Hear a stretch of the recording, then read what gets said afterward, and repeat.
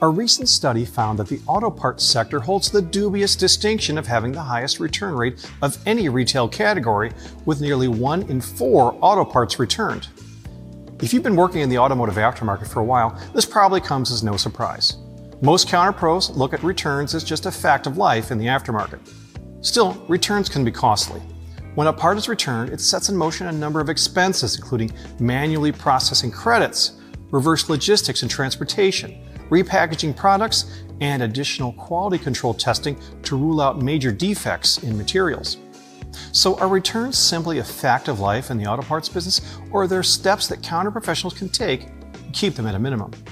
Of course, good communication, listening to your customers, and taking the time to fully understand their needs are fundamental elements of customer service that go a long way toward reducing returns of incorrect or unsatisfactory products. Be sure to use the customer's VIN to help identify the right part in your electronic catalog, and remember that the manufacturer's online catalog is another great source of information to aid you in your parts search. Manufacturers follow the ACES and PIES standards to ensure that they're providing accurate vehicle fitment data, application details, and images to give counterpros the information they need to recommend the right part for the job. That said, let's delve a bit deeper into a category that typically experiences one of the highest return rates in the aftermarket: ride control. In a previous video, we talked about taking a four-corner approach to selling shocks and struts, and how this applies to mixing brands. If a customer puts a complete strut assembly from brand A on the front of the vehicle and shocks from brand B on the rear, they might not be satisfied with the ride because various brands are known for having distinct ride characteristics. Some brands of shocks and struts might have a stiffer ride, while others might have a softer ride. But there's more to it than that. When you're recommending shocks and struts, quality matters. And not just quality, but OE quality. That's because the OEMs design each vehicle model to have very specific ride and handling characteristics. The automakers put a tremendous amount of thought and engineering work into the performance calibration of OE shocks and struts for each vehicle model and trim level. If a replacement ride control product isn't designed to restore the vehicle to its original ride and handling capabilities, motorists can feel the difference.